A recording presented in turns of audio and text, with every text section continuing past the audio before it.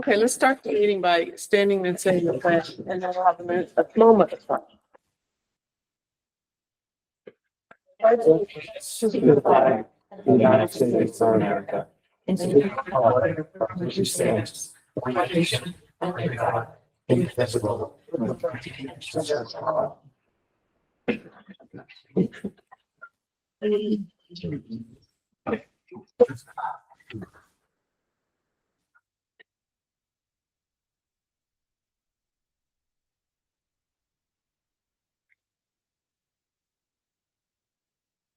Right, the first item on the agenda is to amend the agenda. Is there anyone who wants to discuss amending the agenda? Okay. Next item is to approve the previous minutes, and those are from January 22nd. I hear a motion that we, Make the motion. I'll second. okay, any discussion? I do have a point of correction. I don't have it here in front of me, but under the legislative update last time, it reads that, I reported on the, reps, the representatives, and I actually talked about the senators and the representatives, so I wanted it to be clear that I'm a senator and representative. In my district. So. Anything else? Okay. How do you vote, Paul? Aye. Aye. Aye. Aye. Aye. Okay. Public comments for items not on the agenda. Nothing. Okay, let's move on. New business. We are looking at an action item to consider appointing Harry Falconer to the Planning Commission. And we have his letter. You have Harry? Good, okay. Perfect timing. Hello. Hi. Thanks. Do you want to tell us a little bit about who you are, and then we can ask some questions, or? Sure, yeah. Hi, sorry, I'm just reeling because I was white knuckling my drive back from Woodstock just now. It was really slippery out there. And then as soon as I got to Windsor, it was like someone had flipped a switch. The snow was like, there was no snow. The plowing. So excellent. The road work. So hi, my name's Harry. I just moved to Windsor a couple months ago. We're renting a house at 72 Scundy Street, right across from the ponds. My wife and I, and my day job, I work as a planner at the Two Rivers Ottaquechee Regional Commission, which is the regional planning commission based in Woodstock. We don't cover this area, but we're kind of the sister organization to the Mount Scottney Regional Commission, which is your regional planning commission. And yeah, I just I wanted to get involved, and I reached out to Alex, the chair of the planning commission, when we moved here, and just kind of volunteered my interests and my services to the planning commission. And I would not consider myself like a zoning subject matter expert or anything like that. My main focus area in my day job is energy projects. But zoning is an area of interest of mine. Housing is a passion of mine. I really like seeing the new apartment building that's going up on Main Street, and I think there's always things you can do in your bylaws to make that the process of approving things like that smoother. I mean, things like that are great for the tax base. They're great for local schools, and they're just really in conformance with the exact type of development that all of state policy wants to see. This kind of like infill development in the downtown areas. Again, it gets you the most bang for your buck in terms of tax yield, takes advantage of public services like sewer and water, things like that. And just generally helps revitalize downtowns and makes them more active mixed use places in sort of a traditional town format. So that's me really. I'm happy to volunteer my services to help, guide any bylaw changes to encourage that kind of thing more, to reform the process and modernize things. I'm kind of involved in a similar effort in Woodstock now through work. Your bylaw is not nearly as bad as Woodstock's, but there's always room for improvement. So, I can talk focus areas that I've picked out just in my cursory look through of the bylaws for Windsor, but I won't bore you with that right now unless you want to hear about it, but I have a question. yeah. Ryan Palmer, by the way. So I see a lot in here about your education, professional experience, but I don't see anything in here about the birds. Sorry, I've been working on this one all day. No, all kidding aside, I think this is great. I really appreciate that you're showing some interest moving to town. And I think this, having somebody with your experience and your education stuff would be great to have on the. Thank you. Yes, Paul. Thank you. Harry, thank you for coming in and thank you for your, offering your services. Wonderful. I'm actually, probably about 6 houses down from you. I'm on the Scottish Street. Oh, really? too. Okay. Yeah. Yep. And to let you know, I have a bunch of kayaks. So if you want to go across the pond, just go to my house, Oh, that's go very nice. across and kayak. Absolutely. And I mean that. Okay.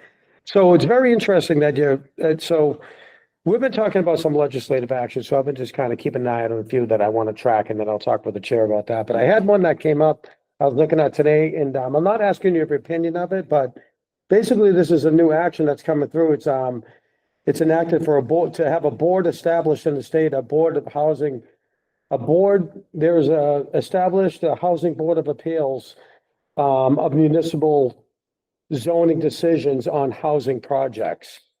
Do you know anything about that at all? Any background? Because I haven't dug into it. I just don't know if you knew anything about that because it's something I'm going to be pursuing a little bit. I'm just trying to get a little more info on it. It's brand new. It's new. It's So above my pay grade to Right. monitor, legislation that's in process right now. We're kind of just technicians that work Yeah. with the existing law, basically. Yeah. But, Peter Gregory, who's the executive director and actually owns the house that we are now renting in Yeah.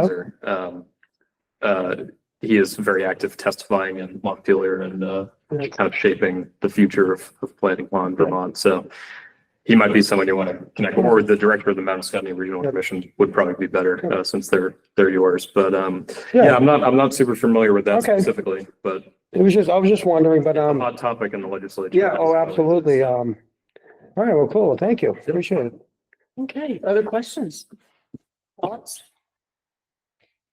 You want to make a comment?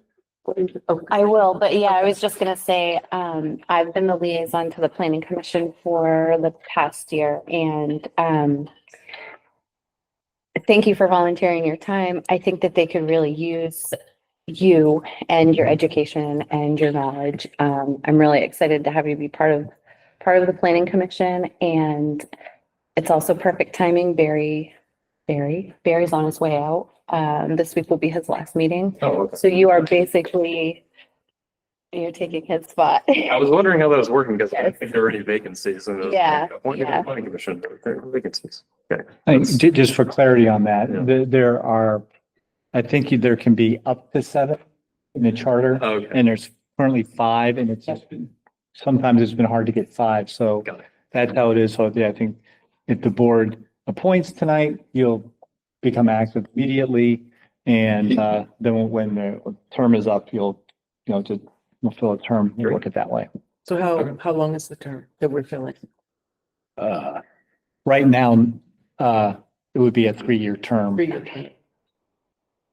Okay, yes. I will make a motion to appoint Harry to the planning commission. I second. Okay. Any more discussion? I'll just throw out there that I sat through a housing town meeting today. Sat in and there's a lot going on is the only point of that. Tomorrow, Hallie and I are meeting with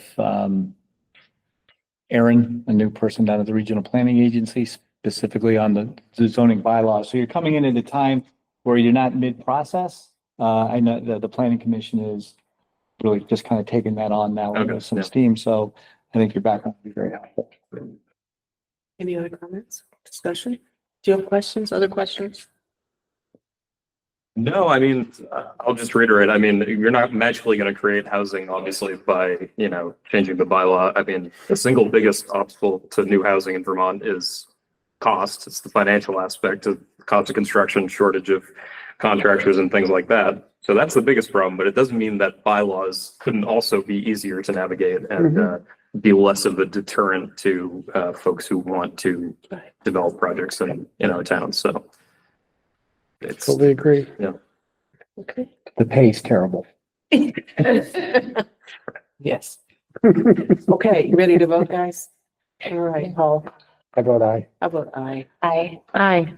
Aye. And again, thank you. I think it's very encouraging that people that care and want to get involved. So thank you. Thanks, Harry. Appreciate it. Welcome. Thanks, Harry. see you around the neighborhood. Yeah, absolutely. We'll do some kayaking. Yeah, thanks for that offer. Yeah. All right, take care. Tad down the street? Tad? Yeah. No, I know the neighbors on either side. We'll talk, but he has a Okay. similar role in Lebanon. Oh, and energy. Tad, yeah, Tad Montgomery. He lives here?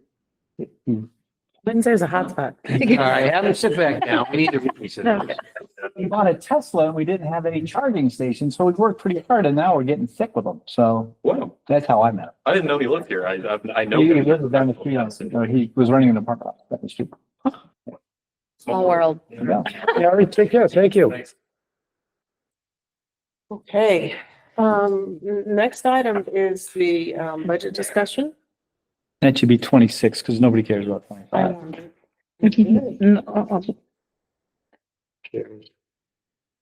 Lots of people care, but that's not what the topic is.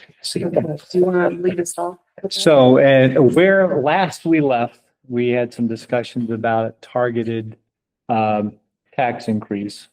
The original budget that was presented reflected a 15% tax increase. I came in last week with suggestions that brought it down to 8.3, with a big caveat that we would definitely run a deficit if we did that. And but if that was the objective, I could manage to that budget. The straw poll that we took indicated that around 10% would be acceptable, with the news that the school budget would be flat. So the community would see about a 4-point-something% overall tax increase, which, everybody's struggling to get all that. And the conversations last week were nobody's really looking to reduce any of the services. So last year we did a pretty deep cuts to account for the school side. So the budget that's here tonight is a 9.95% increase. What I did is I changed the only, I left all of the reductions in that I put in last week, except I increased the contributions to the reserve fund from 105,000 to 150,000. And the capital fund went to 50,000. Yep. So anyway, so the idea there is the other line items were just based on estimates anyway. So if we put more money in the reserve fund, there would be backup, should there be a trend of overspending that gets broader than we would like. So the budget that is presented, you don't vote on the budget, but the budget that is presented is reflected in the warning. The item that comes before that is the 5-year capital plan.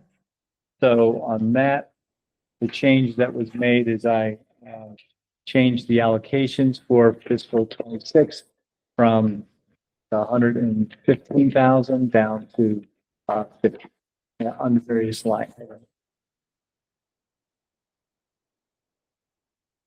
And I'll just mention at this point that as of today, there's 650,000 in our capital reserve. There will definitely be movement over the course of the year. And in the reserve fund, we currently have 550,000. We put 150,000 in, that brings it to 7. And the next meeting, when we firm up the numbers with that ARPA money, I'm going to ask you to consider putting the unassigned ARPA money, which should be around 215,000 in there. So we'll be at 5, 7, about 900,000 there. So Where are you looking at to be comfortable? What would you be like? Where do you want us to be? Yeah. Million and a half? I think, just an industry standard kind of number is 10% of the operating budget, which is 700,000. Where that takes some adjustment is if you have a small budget, a big thing breaks, it still costs a lot of money. So if you only have a $2 million budget and you put 200,000 aside and, a grader goes down, that's out. So, between the two funds, we'll have access to, over a million, whatever that comes to, 1.3 million. So, we're in a future meeting, to give you a little more context, we will be planning out what a typical cash flow year looks like. And we need enough money in the bank, generally speaking, to handle the tightest month of the year for cash flow. And usually that's right about now, December, January. Things that exacerbate just the regular cash flow is like right now we paid 200,000 for those radios and we haven't got the grant money yet. It's coming, but that's $200,000. We're still waiting on some bond money. That's another 200,000. So all these things go on behind the scene. And if you have the money in the reserves, you can do that, which is another change that will be coming. We kind of got away, and this is 100% my fault. If we were going to borrow money from a reserve fund, I would come to the board and say, we want to borrow $300,000. We just haven't had to do it for a while because we had unassigned ARPA money around and we had tax anticipation notes we didn't have to use. We needed to do it this year, but the process will be, here's how much money's in the bank. We need this much out of the reserve fund for cash flow. We're going to borrow it. There would be a nominal interest fee for one account to 1%, something like that, and a projected payback date so that the board's fully aware of where we are. So Natalia is going through all those numbers now so that we all have a clean starting point. Great. So I'd be looking for a motion to approve the 5-year capital plan with a fiscal 26 contribution of $50,000. I'll make the motion. I'll second. Any other discussion? I just have a Yes. question. Just real simple, Tom, can you explain to us real quick, is the difference from capital to reserve? Fund. Yeah. Yeah. So the reserve fund is the rainy day fund. Okay. It's the only fund that we're allowed to, as a municipality, save money from year to year. Okay. So that's the big difference. The capital fund can only be spent on capital items. And while it's not statutorily required, there are items that are presented as priorities for the various departments on big ticket items that you'd want to save for. So the policy has been, the board votes for this plan. The only year that matters is the year in question, this like is 26. But if I'm looking at that and it says that we have $358,000 in a ladder truck line item, Yep. and the chief goes out and finds a great used truck for $300,000. If I wasn't smart, I would just go buy it without telling you. But if I was smarter, which I would be, I'd say, hey, Kevin found this. Are you guys good with that? You would vote on it, but you wouldn't have to vote on the funding aspect because you've already voted to assign that money over all the years to those line items. Conversely, if we got a free truck, and we never needed to buy one, I would come to the board and say that is no longer a funding priority. We have $350,000 in there. Here are some suggestions where you may want to reallocate it, or you'd have your own, and we would vote it so that basically financial institutions would look at that and say, all right, you're saving money, you're looking forward. Okay.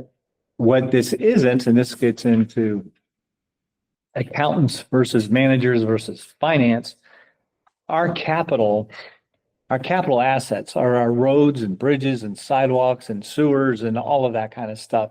So this doesn't come close to addressing what our real capital assets are. We have a list and we get insured on all of those things. So if you were some big company, you would have your capital assets and you'd be saying, well, we're going to have to replace 7 stores next year. And, it would all be like that. We don't. This is actual cash in the bank for us right now. Right. And that's something some years ago when everything was kind of in the same account, they were just separated by line item numbers. I was not comfortable with that. So the capital reserve is in a bank account at Mascoma. The reserve is at a bank account at Mascoma. The general fund is at a bank account at M&T. So they are physically separated. We still move money in between, but as I go to them, how much can I write a check for today? if I go over there and want to close the account, how do I do that? So that's where we are. Okay. Great. Thank you, Tom. All right, so we did the emotion. Okay, so any other discussion? All right, you ready to vote on this? How do you vote, Paul? Aye. Aye. Aye. Aye. Aye. Okay. Accepted the, capital. Okay, so the next thing is like a two-step process. The way the town meeting vote goes is I'm going to read the article that I'm going to ask you to make a motion for and discuss, and my recommendation would be to approve it. If that's approved, then the next step would be to approve the entire warning. That includes that.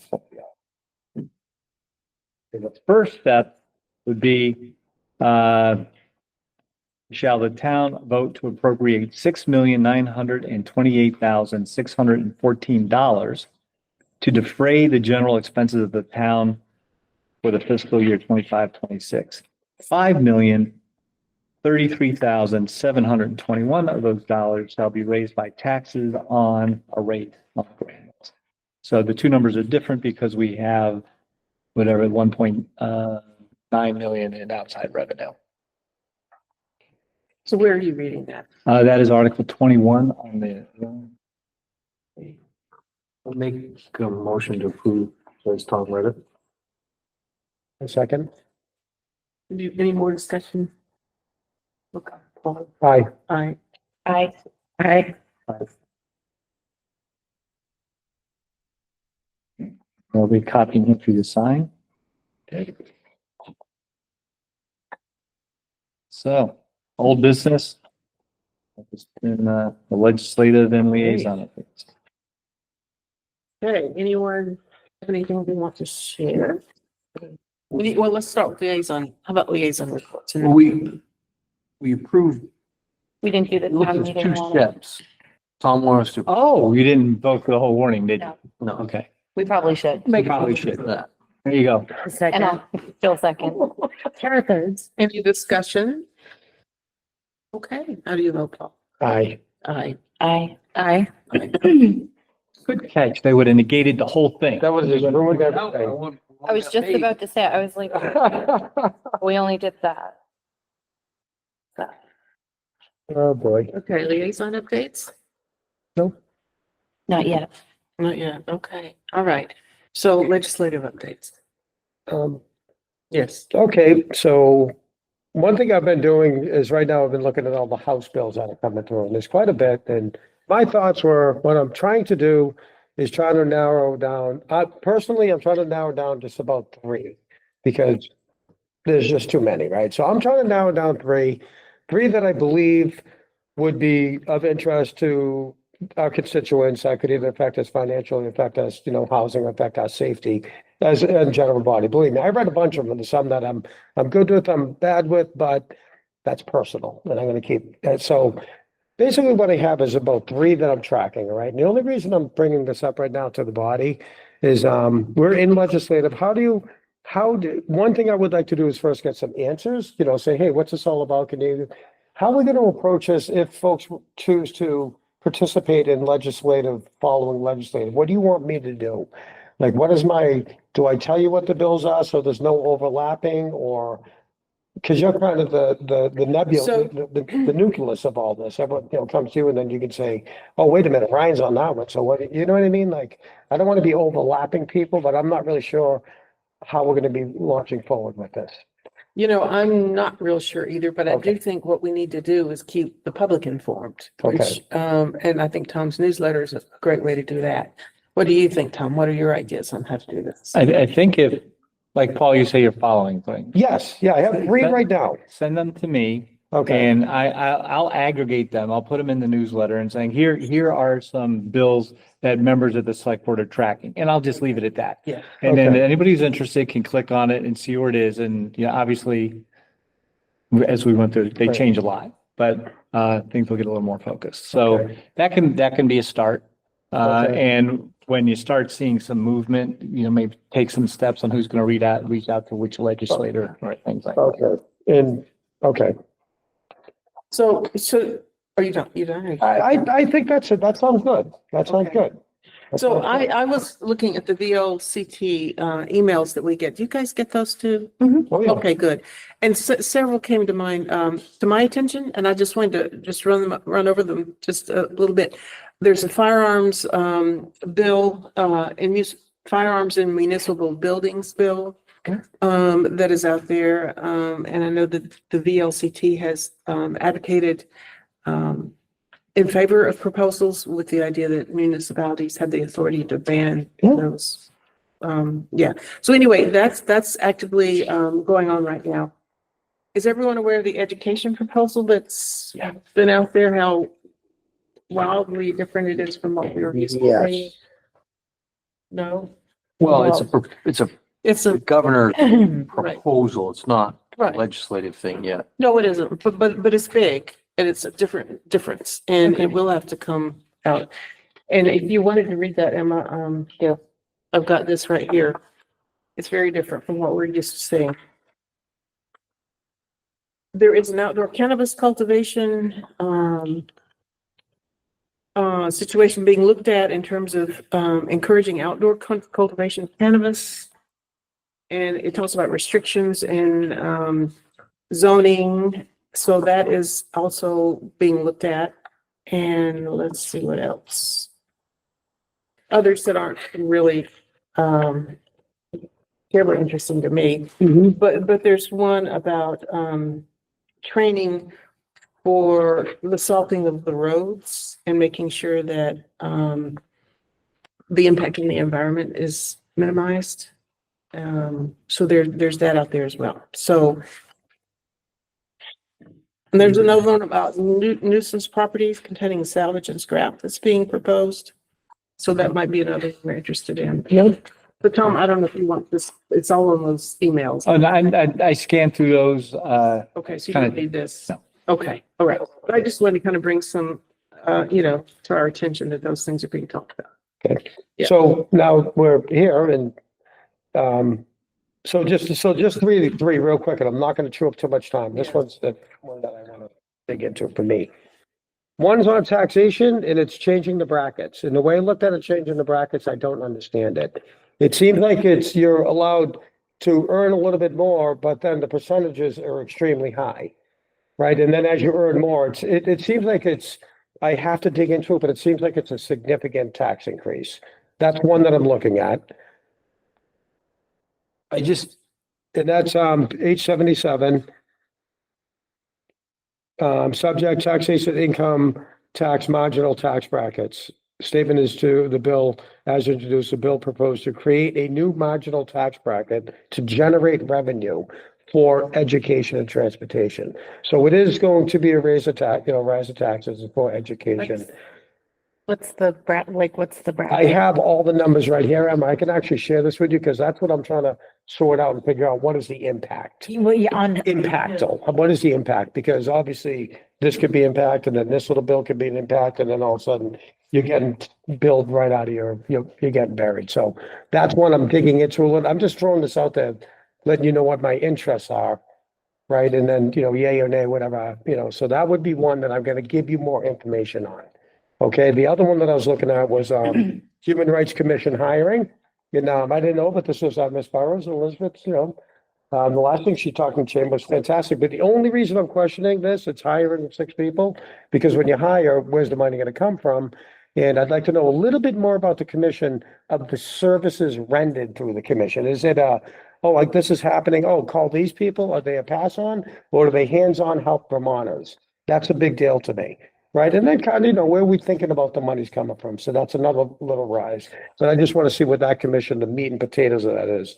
And the other one, zoning, is what I talked about. I want to look a little bit more about that because if someone says, I don't like your decision, I don't like your zone laws, I'm going to go to the state, and the state, does that mean the state has the authority to say, don't worry about Windsor zoning, you can put up a duplex there. Don't worry about it because it's zoning and everything else. So those are the only 3 right now that I think that I'm looking at that, to me could be, slightly impactful. I just wanted to share that with you folks. That's all. I didn't want to bring in too much. Anything else? Okay. Go ahead. I just think one thing too is important to remember is that we're only in the first weeks of the session. All these bills have to go to committee, be discussed in committee and then passed out. So like, there's a lot of stuff out there that will get maybe make your blood boil depending on whatever your views are, but it's good to keep an eye on it, where they go and all that stuff, but Right. they're a long ways away from, most of these bills will never get passed. Some, the way they'll get passed will be way different. So it's just good to keep an eye on it, but also know that like, it's gonna change a lot between now and if Right. it ever makes to the end. But I think our, Just don't want to get caught. All of a sudden it goes too far and then all of a sudden, No, I'm just saying, like, input, so, I'm just saying like, yeah. there's a lot to it before then. Oh, sure. Keep an eye on it. Just a little proactiveness, that's all. but I think Keep them we informed. did agree as a select board that we did want to be aware of these. So I think it's Yeah. appropriate for us to have this. Can be conversation. slightly proactive and share with the constituents. I mean, so, yeah, that's, I mean, that thing, I'm not, I Right. just, that's all. I just want to share that. Anything else, on this topic? Okay, Sorry, there was a proposed bill about CEO healthcare, healthcare CEOs, compensation. Tanya Vihosky is on the Senate side, Esme Cole from Hartford on the representative side are pushing forward bills that would cap healthcare CEOs and management's wages at 10% or 10 times that of the lowest paid patient-facing workers in their hospitals. So whatever that means, I don't know if they know what it means, but priest, if that was to gain any traction, it would be pretty impactful, I think, one way or the other on health insurance. well, maybe. Trying to find CEOs. Yeah, trying to find, Well, really, I mean, for UVM Healthcare said that their entire compensation package for their management team is 1% of their operating budget. So, you're talking about changing a CEO's pay from 1.7 plus to 400,000, but, I mean, it's not worth That makes discussing. I'm a just throwing it decision. out there. Cost you 5% of the budget. That window dressing. And then one more thing is they're looking to raise the age of Dr. Dinosaur to 26. What would the impact of that be? I don't know. Financial. That's all, so whatever, that's, I think this is relevant when you're looking at these. There's an article about, I guess legislation was passed a while back to keep creeping up the age for youth offenders. yes. 18, 19, it goes up, but they don't do anything to account for the new workload that comes, from all the younger people coming, into the youth system. I'm probably explaining it wrong. So they keep delaying it. But here's this altruistic mission. We want to build because we don't want young people in jail. But then they don't address whatever their idea is with money to, the whole treatment thing. So right now, a youthful offender is anyone 22 years old or younger. You're not being charged as an adult. And we just did a training on it last night. I had state attorneys come to my office. So there's the big 12 offenses in Vermont, which are, murder, a couple other things like that. So big 12 offenses. So, well, no, I mean, this is, and then there's listed offenses, which maybe you can tag in there, but unless they're being charged with a big 12 offense, if you're 22 years old or younger, you're going to juvenile to youth court, as if they're 14 years old. So, a DUI would now, if you're 22 years old or younger, you're going to, whatever. It's not a listed offense, could be a simple assault.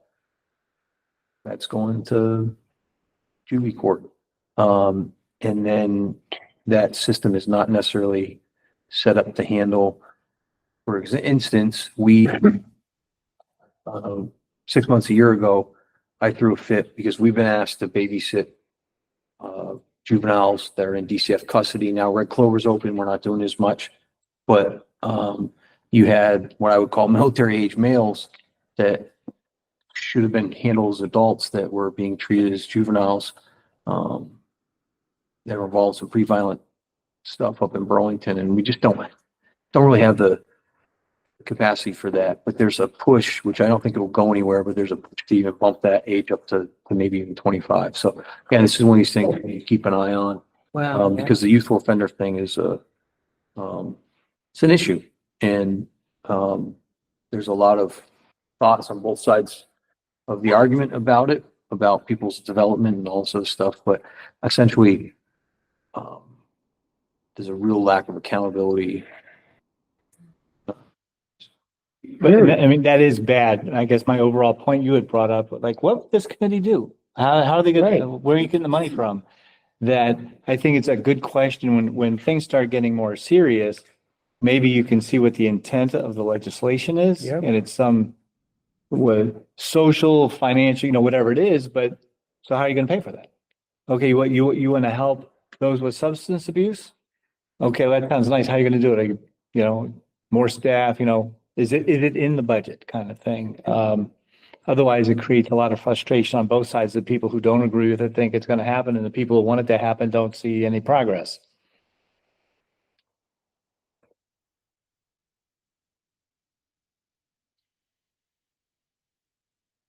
It's Joe. Any other updates? Thank you, Ryan. Yeah. It's helpful to know. Other updates? Okay, are we ready to make a motion to sign orders? Make a motion. I'll second. Okay. How do you vote? Aye. Aye. Aye. Aye. Aye. Okay, so while we do that, it's time for public comments for items not on the agenda. Nothing? Okay. All right, board member comments. Brian, let's start with you. Oh, wow. So I'm going to be virtual for a while. Next week, I'm headed to Louisville, Kentucky to attend the Southern Police Institute's Administrative Officer course, which is essentially a semester-long course with, I think, 48 or 50 other law enforcement executives from across the country, everyone from Alaska State to Polk County Sheriff to Peabody, Massachusetts. So, looking forward to that, but it's going to put me down there for a while, but I'm pretty excited. It's one of the most prestigious law enforcement executive leadership courses in the country. So I'm pretty excited to be part of that. So most of it's being paid for by a scholarship. So, but yeah, I'll be doing the virtual thing. How long will that be? 3 months till the first week of May. Wow. Yeah, it's a whole semester of stuff. Okay. Really? Make some call. Just the top one. Emma? Just the top. Emma? Thank you again to the budget committee who was free from coming tonight, which is good, and they deserve.